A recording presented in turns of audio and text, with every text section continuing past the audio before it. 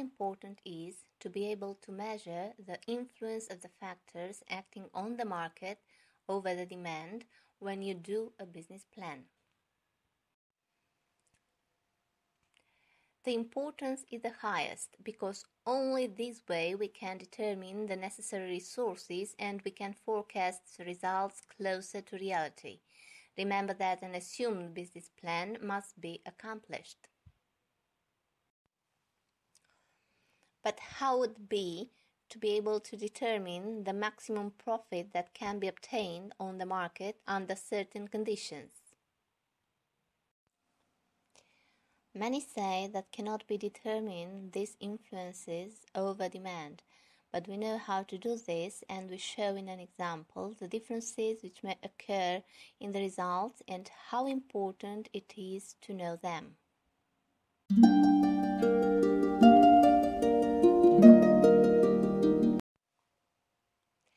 Let us consider a company which is active on the market for 4 years and sells product X as shown in the table.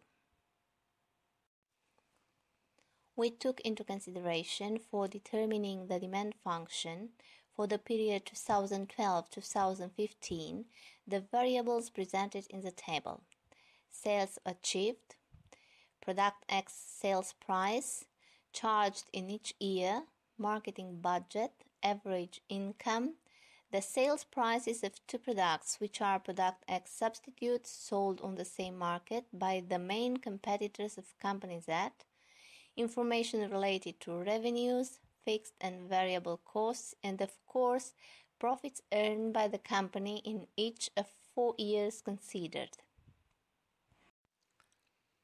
The company's management has set 3 assumptions in which has forecasted for 2016 different results, namely, in the first set of assumptions, Company Z has planned to sell 4,377 units, with 127 units more than in 2015, reducing the price with $54, with the marketing budget reduced with $15,874, and considering that the first competitor increases its product price with $200 and the second competitor keeps the same price for its product.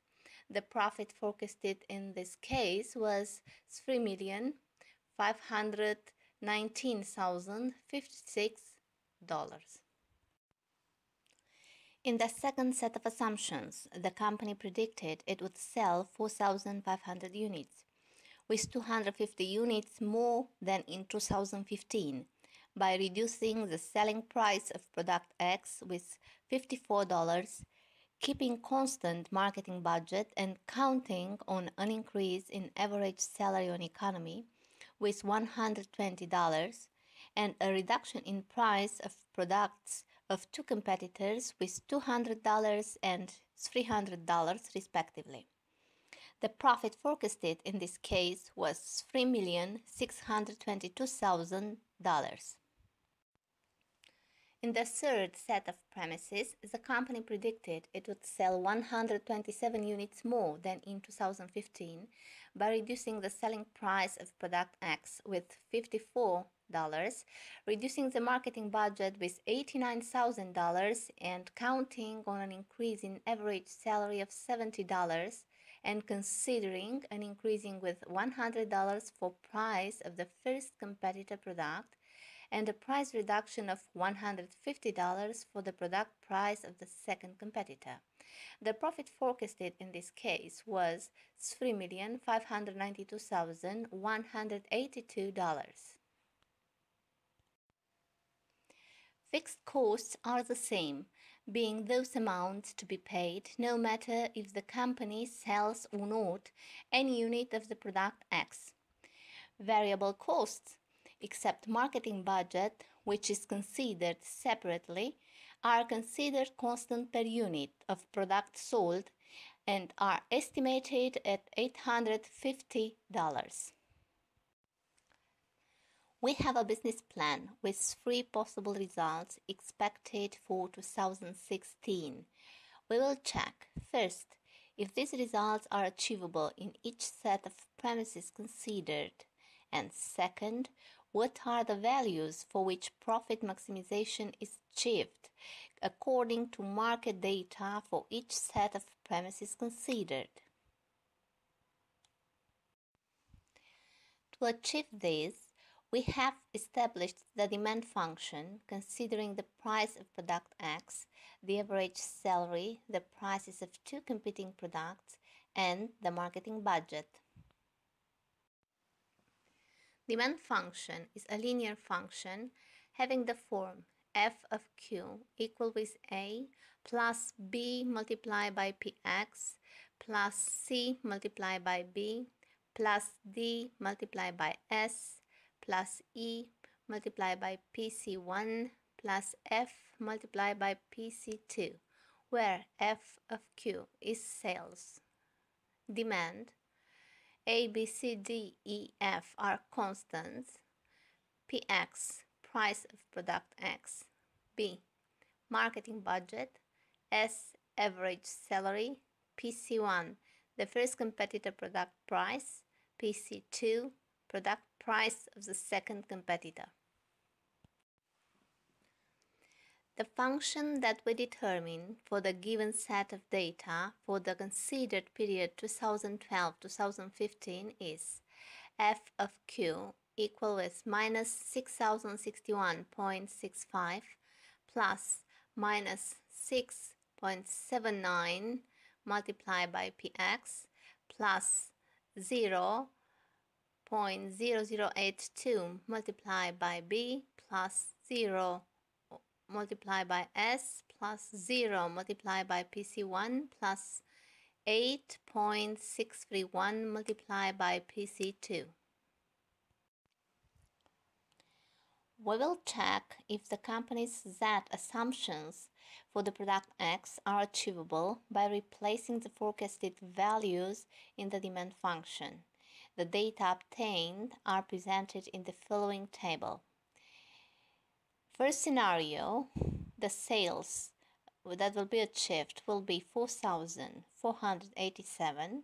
For second scenario will be 2,027 units. And for the third scenario will be 2,595 units.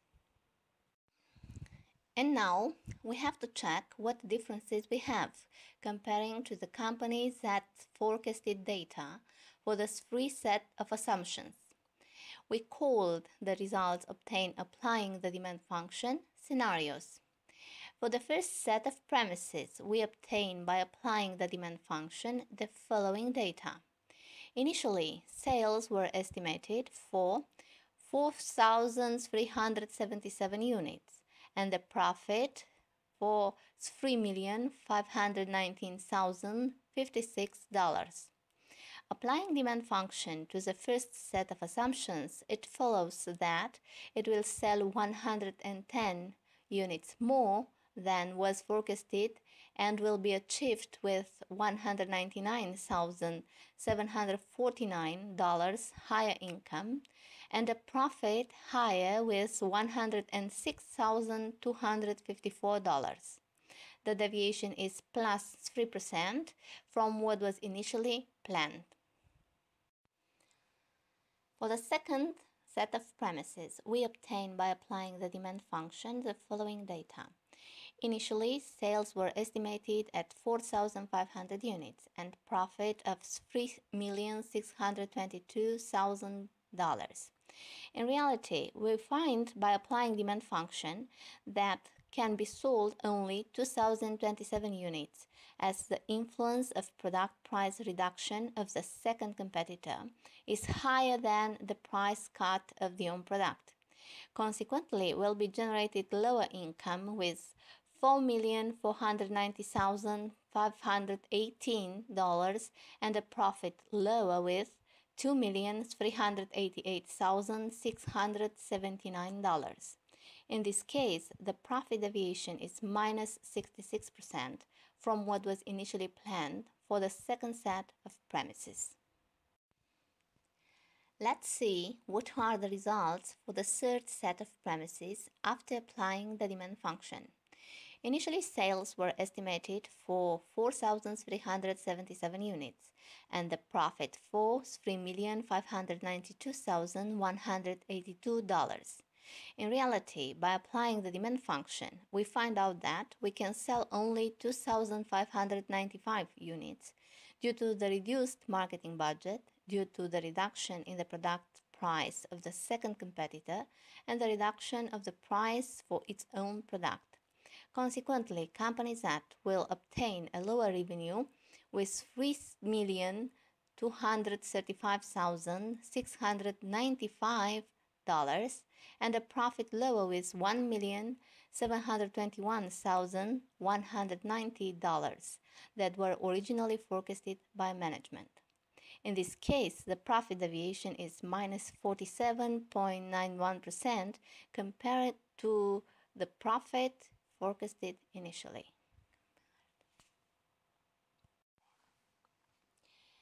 As you can see, from the three assumptions management initially considered, only the first is likely to be realized.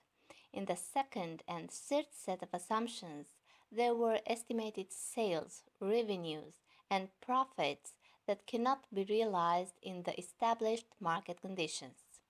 Warning: without knowing the demand function and influences of various factors acting on the market, you can assume unachievable targets.